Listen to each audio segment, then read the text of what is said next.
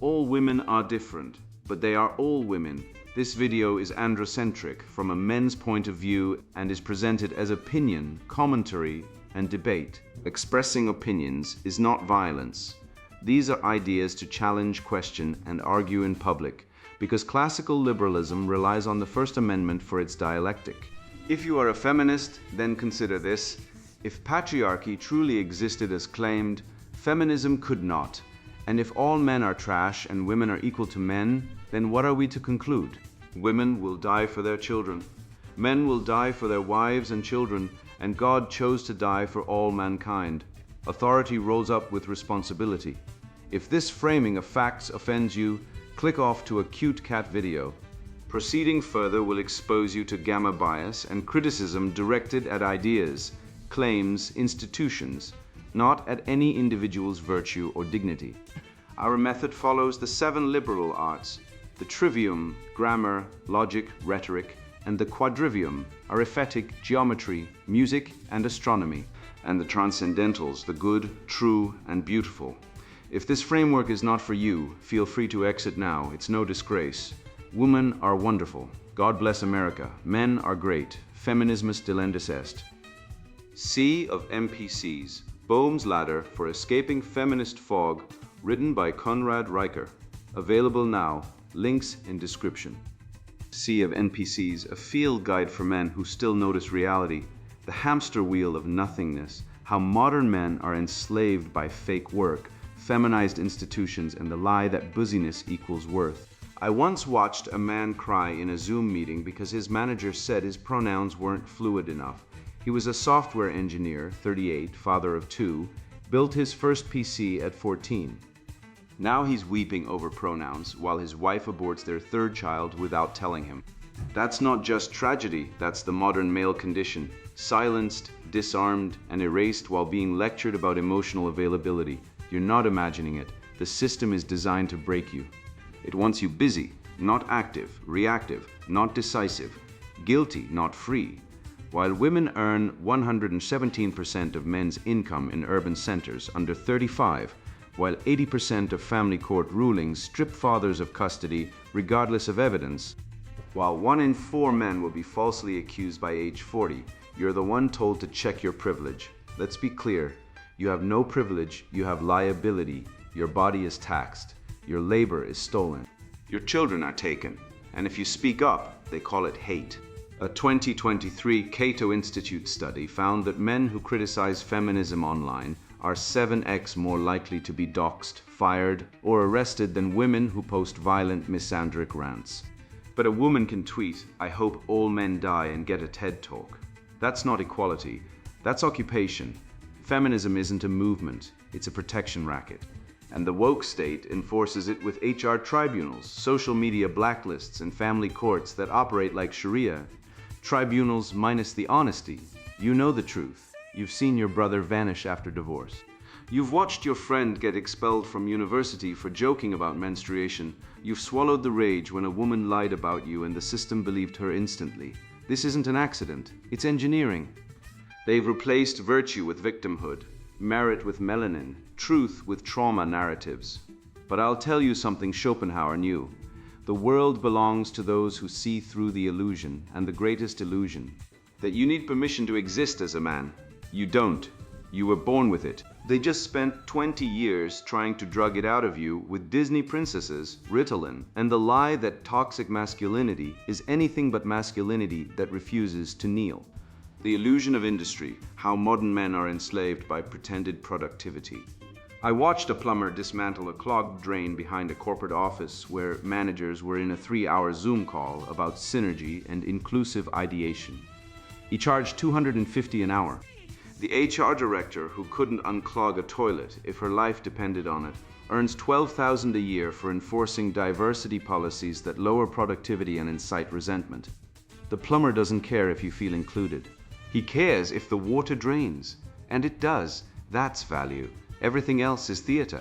A 2023 Stanford study found that 68% of office workers spend over half their day on non-core tasks, HR compliance, mandatory diversity training, ESG reports that no investor reads. These are not tasks. They are rituals, like animal sacrifices to a false god named corporate virtue. You're not working. You're performing penance for being a man in a world that hates men. Every PowerPoint slide about unconscious bias is a brick in the prison that holds you. You sit in meetings where grown adults whisper about safe spaces, while real cities burn from crime, inflation, and fatherless homes. And you nod because you need the paycheck to fund your divorce when she drains your bank account and takes the kids. 74% of men in corporate roles in the UK admitted in a 2022 survey to quiet quitting or lying about their workload. Why? Because the system is rigged. You cannot win. Work is no longer about output. It's about obedience. It's about showing up, smiling, agreeing that men are toxic, and pretending that a gender-fluid hamster in marketing is adding value. If you speak up, you're labeled difficult. If you produce real results, you're accused of not being a team player. The harder you work, the more they punish you for not playing the game. The game is not about excellence, it's about submission. I call it the productivity mirage. 3 circles: motion, activity, achievement. Most men are stuck in motion, answering emails at midnight, attending pointless stand-ups, writing reports no one reads. That's not work, that's motion without direction. Like a dog chasing its tail. Activity is slightly better, doing tasks that have a process, but still no real output achievement. That's building something that lasts, a house, a business, a legacy. But achievement is punished in modern workplaces because it makes the motion men look lazy, so they sabotage you. Women do it too, especially HR women, who weaponize emotion to destroy competent men. They don't compete with you, they poison the well. Schopenhauer said, "The busy man is not necessarily active." He was right. The man who spends 12 hours a day in meetings is not active. He is passive. He is reacting. He is complying. He is a beta male in a suit, chasing promotions in a company that will fire him at 55 to hire a diverse millennial. His entire career is a lie. He thinks he's climbing. He's not. He's crawling through a tunnel built by feminists and Marxists to strip men of agency, purpose, and truth. This is the feminization of work. Jobs are designed around emotional labor, consensus, and verbal hoop jumping. Skills women are socialized to master from childhood. Think of the playground. Girls form cliques, whisper, exclude, and manipulate with words. Boys fight, build forts, race bikes. But in the modern office, the girls' playground rules win. You must communicate feelings, validate colleagues, and collaborate on projects that go nowhere. Real work, building, fixing, leading, is replaced with performative empathy. You're not allowed to say this is inefficient. You must say, I appreciate the diverse perspectives in this room, and then die inside. I did the Schopenhauer shutdown. Every night I audit my day. Did this create value or just noise? If it didn't move the needle, I cut it. No more pointless meetings. No more writing reports to cover my ass. I stopped attending wellness webinars where a woman with a clipboard tells me to breathe into my trauma. I'm a man. I don't breathe into trauma. I lift weights, work, and protect my family. If the job requires me to pretend I'm a woman, I walk. I'd rather be a janitor who cleans real dirt than a manager who cleans emotional messes created by gynocentric policies. Real men know when they succeed. A blacksmith knows if the steel is forged. A coder knows if the program runs. A soldier knows if the mission is complete. But the modern corporate man, he doesn't know. He gets a participation trophy in the form of a performance review that says, John shows strong emotional intelligence and commitment to DEI values. Translation, John is obedient and won't challenge the matriarchy. The busy man is a hamster on a wheel, chasing validation from women and HR. He checks his email at dinner. He apologizes for existing. He calls his wife partner and his kids dependents on forms. He is domesticated, tamed, like a wolf turned into a poodle. But the stoic man, the real man, acts only when necessary. He doesn't need permission. He doesn't seek approval. He builds, protects, and leads. And when the system collapses, as it will, he will be the one with skills, strength, and sanity. While the busy men cry over microaggressions, he'll be fixing the generator. It wasn't just Evergreen that fell. It was the first domino in a system rigged to collapse the moment truth was replaced by tribalism. The Race Card Racket, Deconstructing Racial Capitalism and Its Weaponization Against Men. When a man opens his mouth to speak truth, the world screams racist, not because he is, but because the truth has no place in the cult of victimhood. I learned this the hard way when I lectured at Evergreen State College in 2017. I walked into a campus that had already gone feral. The biology department, once staffed by actual scientists, had been hijacked by a mob of grad students screaming about white science being oppressive. Faculty who refused to chant racial mantras were doxxed, threatened, and driven out. By 2023, enrollment had collapsed by 60%. The campus was a ghost town, littered with decolonize everything posters, flapping in the wind like funeral shrouds. The administration had invited in the concept of racial capitalism under the guise of academic inquiry. But what arrived was a full-scale ideological invasion. Cedric Robinson's 1983 book, Black Marxism, didn't just analyze history, it provided a playbook for destroying institutions from within. His idea that capitalism is inherently racialized isn't sociology, it's sabotage. It's a linguistic Molotov cocktail tossed into the engine room of Western civilization. Because once you accept that capitalism is racist by design, the only logical conclusion is that you must dismantle it and replace it with what? With chaos, with resentment, with a system where your skin color determines your moral worth. That's not justice. That's racialized alchemy, turning gold into garbage. Let's cut through the academic fog. Racial capitalism is a con. It sounds profound, but it's just grievance dressed up as theory. It pretends to critique economic systems while actually promoting tribalism. And men, especially high-achieving men, are its primary target. Why? Because competence is the enemy of envy. I've seen it firsthand. At a tech startup incubator in Austin, 2 black founders pitched their companies. One focused on building scalable AI tools for logistics. The other spent his pitch talking about systemic oppression in the venture capital matrix. Guess which one raised $4 million and hired 30 engineers? The one who ignored identity politics. A 2023 Brookings Institution study confirmed it. Black male entrepreneurs who reject racial grievance narratives secure 3 times more funding and grow faster than those who weaponize race. But you won't hear that on MSNBC. The media complex profits from rage, not results.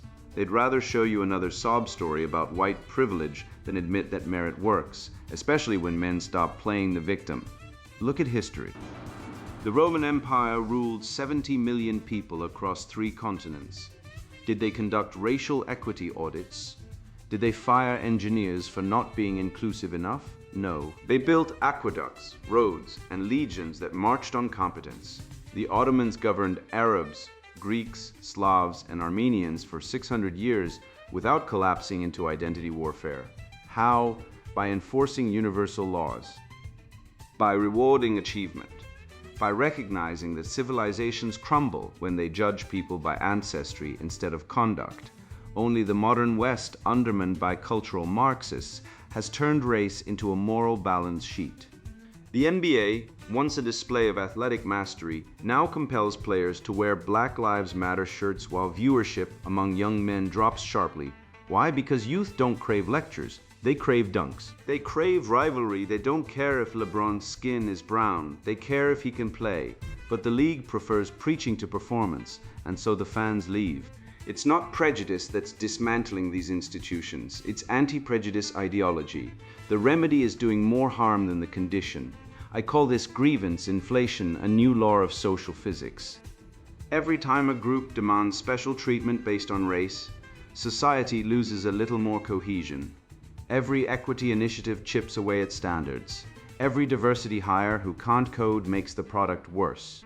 I saw it at Google in 2020, when engineers were forced to conduct racial equity audits on code. Yes, you read that right.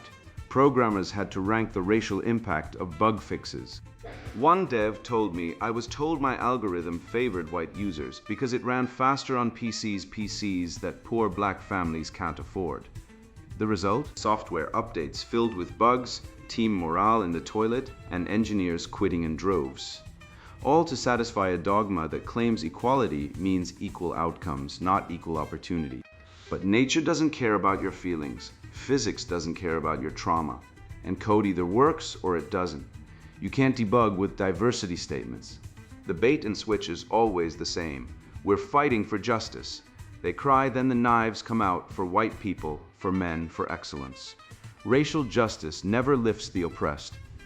It drags the high achievers into the mud. It's not about building ladders. It's about burning them. I've watched smart young men, especially in universities, get crushed by this lie. They're told they're oppressors just for being competent, for speaking clearly, for dressing professionally. Meanwhile, women who exploit the system, filing false assault claims, gaming family court, weaponizing tears, are elevated as victims. The data doesn't lie. Men are 93% of prison inmates, 80% of suicides, and the majority of workplace fatalities. Yet we're told we are the privileged ones. That's not just false, it's sadistic. Feminism and critical race theory aren't movements for equality. They're inversion cults designed to flip natural hierarchies and install incompetence as virtue. The remedy is simple: the colorblind covenant. A personal pledge, like a knight's vow, to judge people by their actions, not their identity. I live by it, I hire by it, I father by it. My son doesn't care if his friend is black, white, or Martian. He cares if he shares his snacks and plays fair. That's natural, that's human. But the woke machine wants to poison that innocence. They want to teach children to see race first, character second. They want to replace Aristotle's ethics with intersectional astrology. But I say no, justice is blind, merit is colorblind.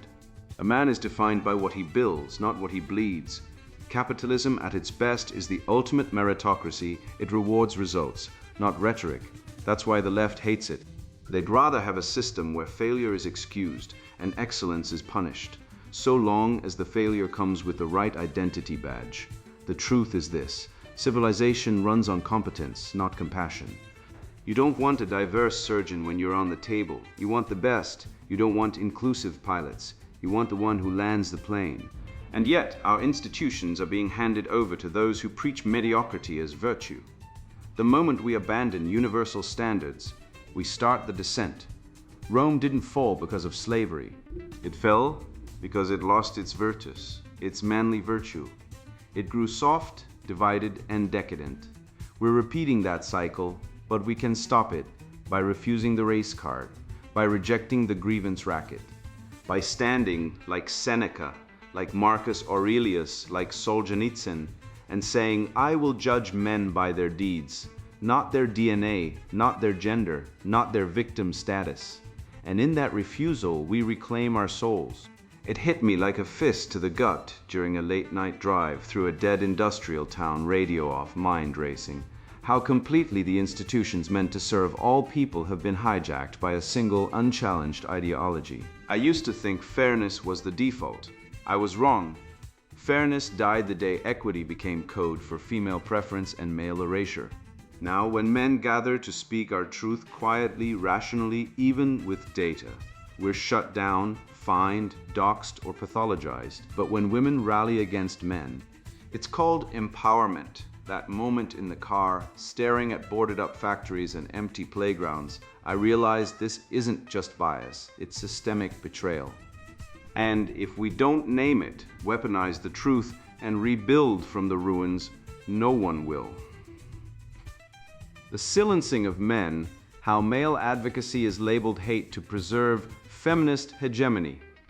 A man who dares to speak for men is instantly labeled a hater, while women who organize against men receive state funding awards and media praise.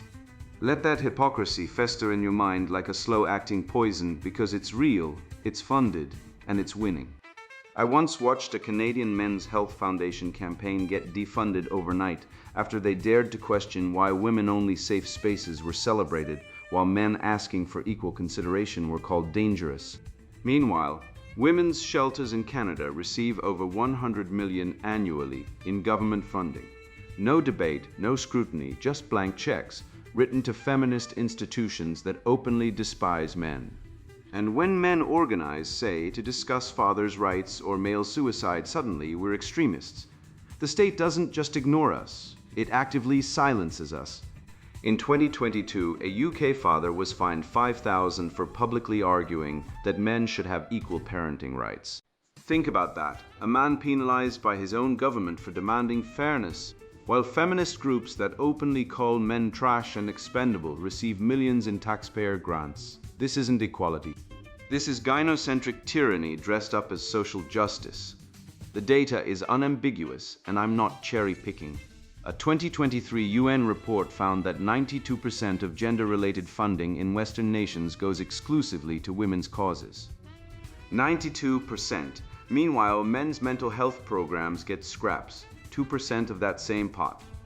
2% for a group that commits 75% of suicides in most Western countries. Men die by suicide at a rate 3.5 times higher than women. Yet if you suggest that male pain deserves attention, you're accused of wadaputism or derailing. That's not compassion. That's systemic erasure. I've seen Reddit threads where a man simply asks why mothers win 80% of custody battles, based on actual UK and US court data, only to be banned, his post removed, and his account shadow banned. No discussion, no data. Just instant silencing. It's not about protecting discourse.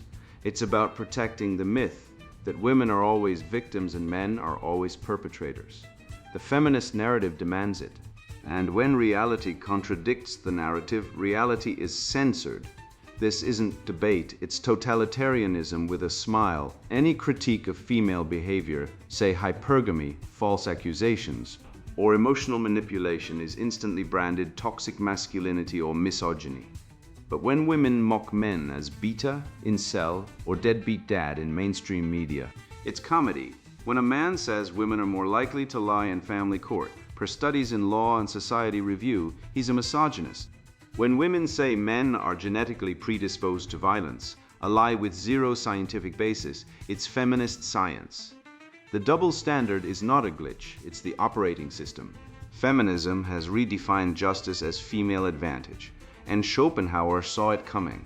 The world is unjust to men and calls it fairness. He wasn't writing philosophy, he was issuing a warning. So what do?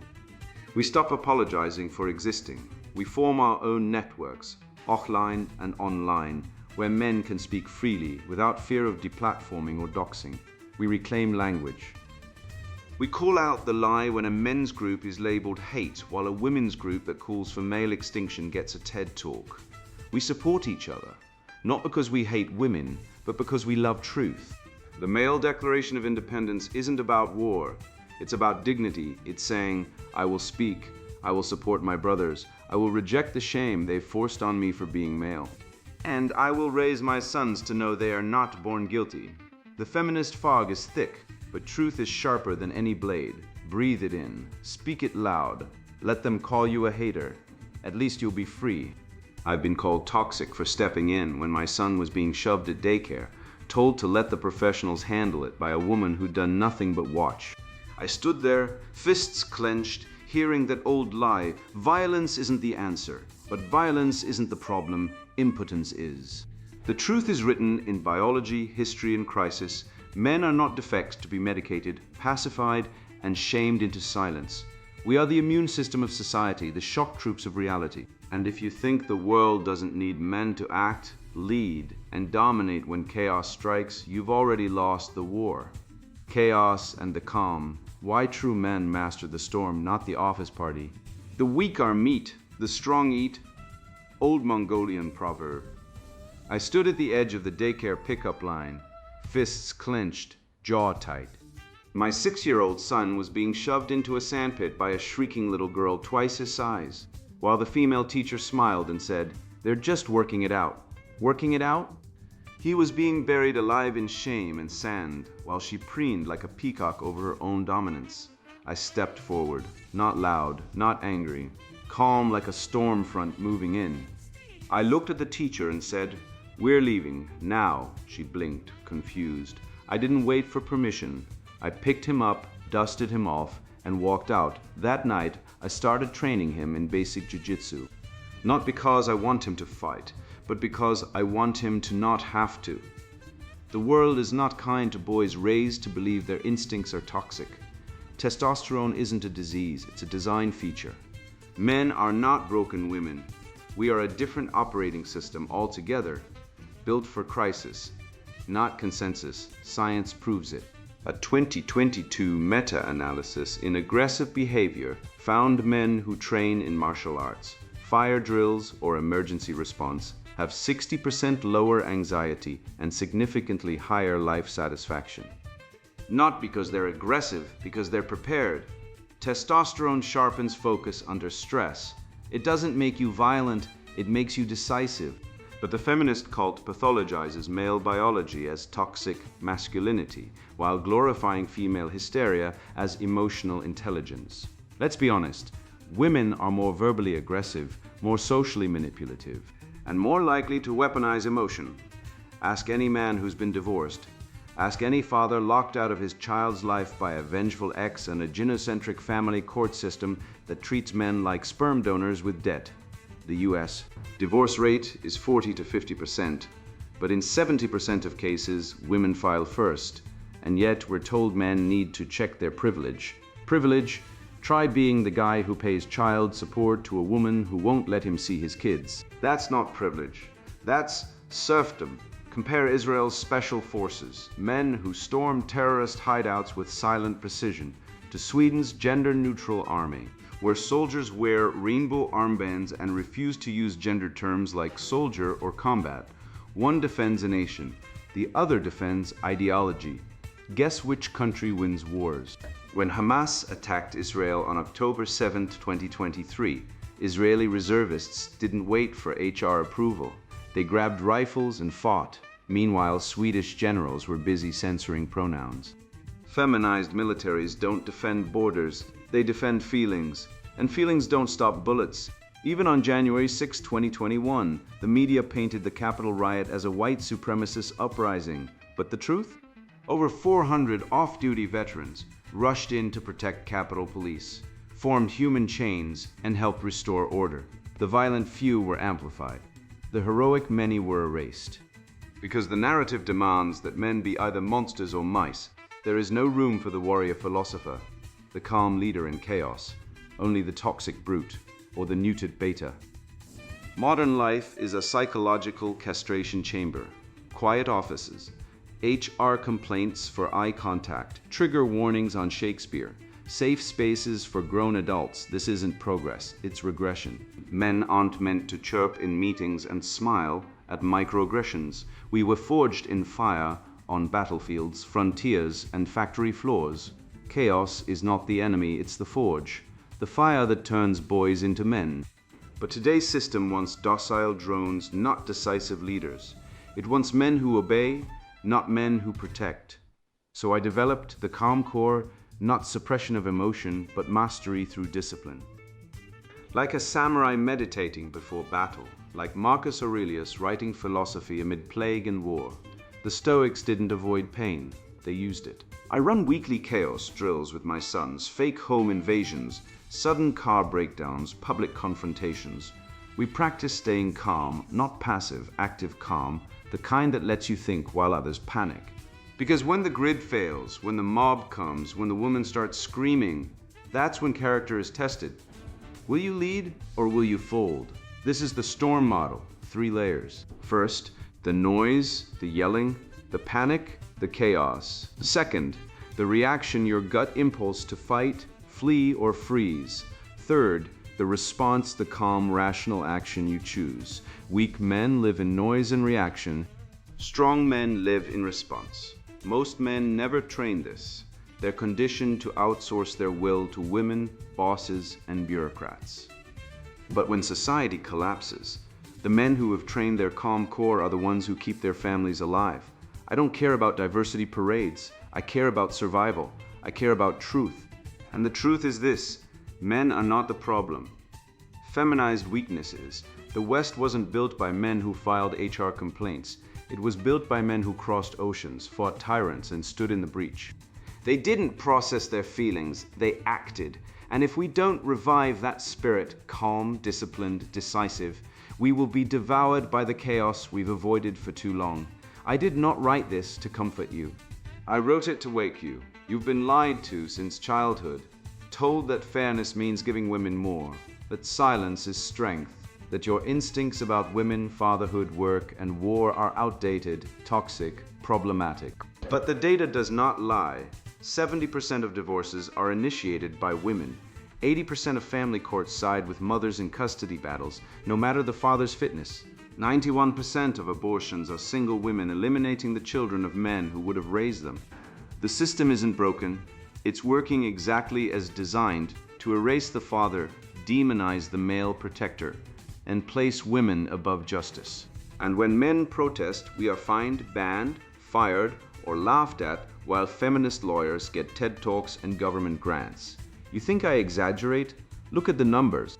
80,000 men in the UK arrested simply for commenting online about family court bias. Not violence, not threats, words. Meanwhile, a woman can accuse a man of rape on Twitter and face zero consequences, even when proven false. The state shields her. It hunts him. This is not equality, this is gynocracy, and it is eating the West from within, like termites in an oak. Feminism didn't liberate women. It weaponized female nature, hypergamy, emotional blackmail, infantilization, while neutering men with shame, debt, and isolation. No wonder male suicide is 3.5 times higher. No wonder boys are failing. No wonder real men are opting out. But you who read this to the end, you're not broken, you're awakened. And now you see the corporate job that drains you is performative slavery. The diversity seminar is a loyalty oath to incompetence. The quiet office is a daycare for emotional women and obedient boys. Real men don't chase promotions in a feminized maze. Real men build, protect, decide, and walk away when the lie is too thick. You are not behind, you are ahead because you finally see the game. And seeing it means you can beat it. So stop apologizing for being strong. Stop pretending to be busy. Stop letting loud women, corrupt courts, and Marxist HR departments define your worth. Be silent when necessary, but never silent when it matters. Speak, fight, exit, build. The future belongs to men who act, not those who wait to be approved. And now the sponsored book introduction C of NPCs. Boehm's Ladder for Escaping Feminist Fog.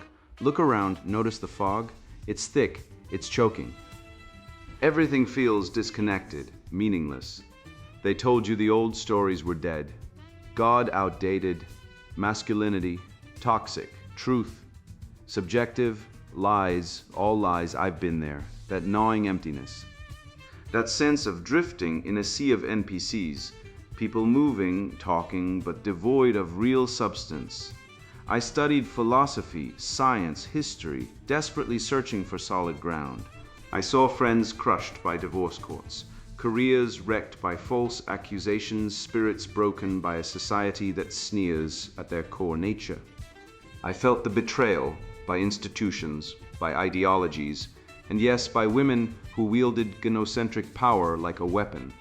This isn't just observation, it's lived pain, the fuel that ignited this book. What I found changes everything. It's not chaos, it's design. Beneath the surface noise of this dying feminist-Marxist nightmare lies a hidden architecture, David Boehm's Implicate Order. An interconnected reality, alive with purpose. It pulses with the logos, the divine principle of order and reason woven into the fabric of existence. This is the key they don't want you to find. It reveals your God-given role, not a victim, not an oppressor, but a sovereign man, a vital node in this cosmic network. The fog isn't random, it's a weaponized smokescreen designed to disconnect you from this truth, from your power, from your brothers, and ultimately from God. Your confusion, your frustration, that's not weakness. That's your soul screaming against the lie. This book, Sea of NPCs, Boehm's Ladder for Escaping Feminist Fog, is your escape hatch. It's not theory for theory's sake. It's a field manual for spiritual warfare. We'll dissect the toxic ideologies poisoning society. Feminism, Marxism, critical theory, postmodern nihilism, exposing their etymological tricks, their historical roots in envy and resentment, and their ultimate goal, your destruction. We'll reclaim the bedrock truths of Western civilization. Greek logic, Roman law, Stoic fortitude, and Judeo-Christian faith, the masculine coding that built reality. Forget equality, We'll uncover the powerful complementarity of masculine and feminine principles, freeing you from the gynocentric prison. You'll learn to see the NPCs, the ideologically possessed zombies repeating destructive mantras. You'll master tools rooted in the Implicate Order and the Logos to command your reality, rebuild unbreakable brotherhoods, transform fatherhood into your ultimate weapon against degeneracy, and awaken the spiritual warrior within. This is about reclaiming your destiny. This book is for the red-pilled man, the rational man who loves truth, beauty, and the transcendent spirit of the West. The man who's been run over by the lies, betrayed by the system and senses the rot deep in his bones. The man hungry for the Schopenhauerian red pill, ready to shatter the illusions about women's nature and the leftist conspiracy. The man on the spiritual path, seeking God through virtue, action, and disciplined practice. If you're sick of the victim narrative, ready to kill your inner weakness and build something real, this is your text. If you thirst for actionable strategies to become truly sovereign, to see beyond the veil, to forge bonds with brothers who have your back, and to leave a legacy as a father rooted in sacred duty, read on. This knowledge isn't just power, it's survival, it's your birthright. If, however, you're comfortably numb in the fog, if you still believe the Feminist-Marxist narrative, if the words toxic masculinity or patriarchy trigger your outrage, if you're looking for validation of victimhood rather than tools for empowerment, put this book down. Now, go read something affirming your comfortable delusions, knit a sweater, watch daytime TV. This isn't for you. The truths here will feel like an attack because they dismantle the lies you cling to. We don't have time for your fragility. This is for men ready to fight for their souls. The Implicate Order is real. The Logos calls. Your brothers are waiting. Step out of the fog. Climb the ladder. Reclaim your reality. Your journey starts now. Sea of NPCs. Boehm's Ladder for Escaping Feminist Fog. Written by Conrad Riker. Buy now. Links in description.